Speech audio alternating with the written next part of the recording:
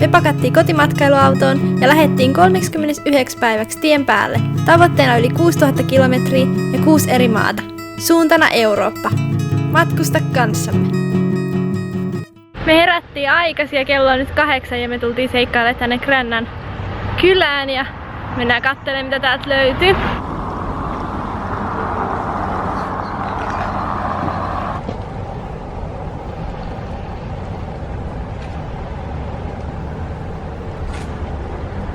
Me käytiin nyt vähän noissa polkakarkkikaupoissa ja tuossa toisessa myymälässä oli just käynnissä se leivonta, niin me päästiin näkemään, kun niitä tehtiin niitä polkkatankoja. Ja me ostettiin vähän noita polkkakarkkeja nyt sit tuliaiseksi. Ja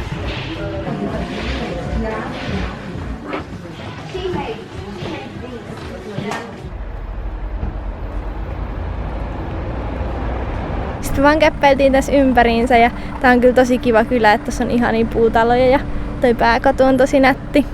Et kannattaa pysähtyä täällä, jos ajelee Etelä-Ruotsin läpi. Nyt me tässä pikkuhiljaa lähdetään sitten kääntyä takas tonne, missä meidän auto on ja mennään sinne. Pitää lounastauko ja sitten lähdetään ajelemaan kohti Tukholmaa. Meidän laiva lähtee nyt siis tänään jo Tukholmasta 5 aikaa kohti Suomea. Niin me ollaan nyt siis Grännasta ajelemassa Tukholmaan. Meillä on nyt joku 1,5 tuntia jäljellä vielä. Toivottavasti tällä kerralla ei tule nyt ihan yhtä kiire laivaan kuin mitä tuli Saksassa. Ja tää Ruotsissa oli siis eilen illalla jo paljon viileämpi kuin aikaisemmissa maissa. Niin nyt meillä on tänään ihan tälleen suht niinku lämpimästi päällä, niin nyt täällä onkin taas hellepäivä, niin me meinataan tukehtua. Onneksi autos on viileä. Nyt me just tultiin tänne Tukholman satamaan ja navigaattori neuvoi meidät ihan hassusta reitissä. Me mentiin johonkin ihan tonne keskustan tuntumaan ja ruuhka-aikaan niin oli aikamoinen show taas. Meni taas tiukille 10 minuuttia ennen lähtöselvityksen loppumista ehittiin taas tähän pihaan.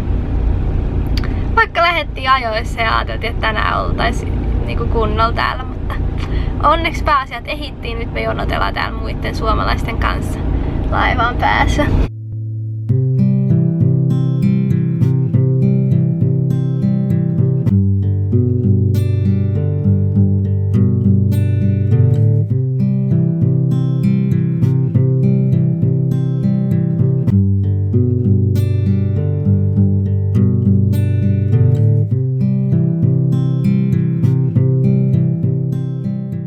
Meidän matka alkaa nyt siis tulla päätökseensä.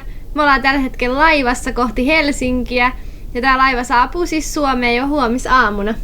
Tää oli kyllä tosi onnistunut reissu ja tosi nopeasti meni aika. Et loppuviikot etenkin hurahti ihan huomaamatta. Siis meidän matka alkoi Ruotsista, siitä mentiin Tanskaan. Tanskasta siis meidän matka alkoi Ruotsista, siitä lähetettiin Tanskaan. Siitä Saksaan, siitä Sveitsiin. Sitten mentiin Italian pohjoispäähän. Sieltä lähdettiin Itävaltaan ja Itävallasta takaisin Saksaan. Ja sitten Saksasta tultiin lautalla Ruotsiin. Eli monta maata meillä nyt sitten tuli yhteensä? 6. Minun lempparimaat oli ehdottomasti Sveitsi ja Pohjois-Italia, vähän niin kuin minä odotinkin. Mitkä oli sinun lemppareita? No minun lemppari oli Sveitsi ja Itävalta. Sveitsi oli vähän pettymys, koska sillä oli huonot säät. Silloin oli oikeastaan meidän ainoat huonot säät. Et ennen kaikkea tämä Eurooppaan suuntautunut roadtrip oli siis aivan erilainen kuin meidän pohjoiseen suuntautunut. Kaikki oli ihan erilaista. Eikä me voitu ennalta tietää, minkälaista se siis todellisuudessa on, mutta nyt me tiedetään ja osataan varautua sit paremmin seuraaviin retkiin. Niin, ja sitten vaikka niinku netistä yrittää lukea tai kirjoista, niin ei niistä niinku sanota tismalle, että mitä se on, koska ne ei niinku hae samaa, mitä me haetaan. Ja et kaikilla on sitten kuitenkin niin omat jutut, että millä ajaa ja minkälaisella ajokokemuksella ja mitä sitten hakee siltä matkalta. Ja vaikka noissa jaksoissa saattoi näyttääkin tosi ruususelta ja että kaikki onnistui hyvin ja ei sattunut mitään, niin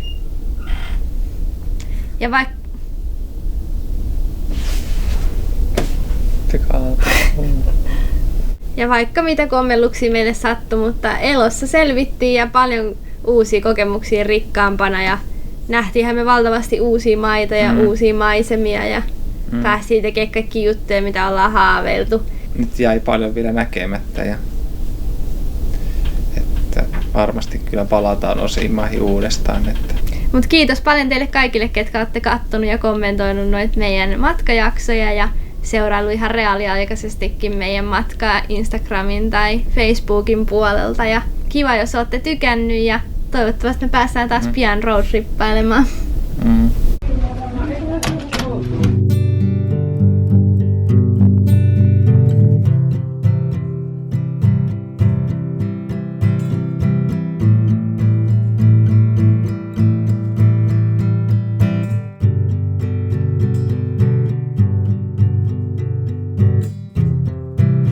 Me tultiin nyt kurkkaa, kun tää pysähtyi tähän Maarianhaminaan. Kello on vähän 11, mutta täällä on aika kylmä, kun meillä on takit ja kaikki tuolla autolla.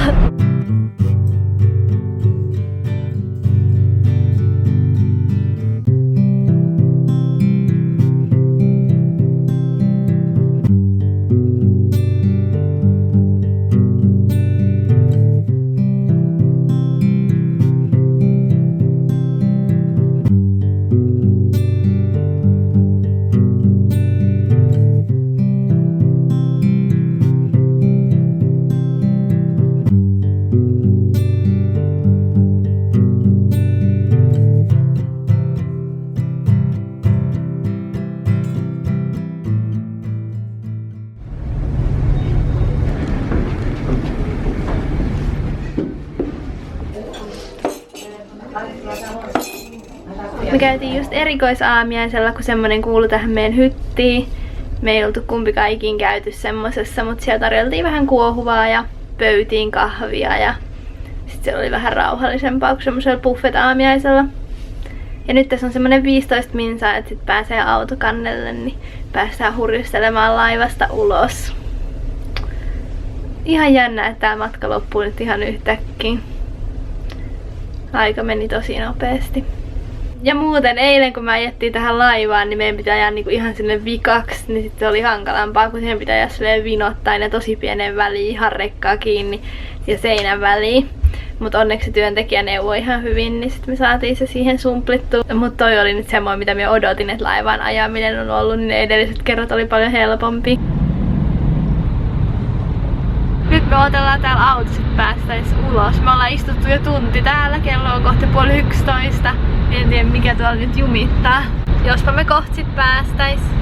Mut mä ootan ehdottomasti kotiinpaluussa eniten sitä, että pääsee ihan normaaliin suihkuun, jossa riittää lämmintä vettä niin kauan kuin haluu. Ja suomalaista vettä on ihan hirveä ikävä, pullovesi on ihan hirmu pahaa tuolla Keski-Euroopassa, on siis ihan oudon makusta.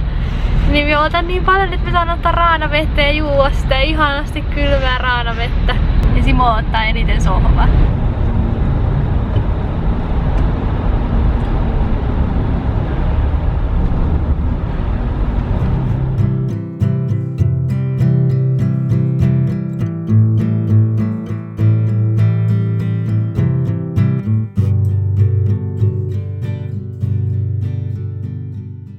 Ensi viikolla vinkkivideo autoilusta Euroopassa. Muista tilata kanava, jotta pysyt mukana seikkailuissa.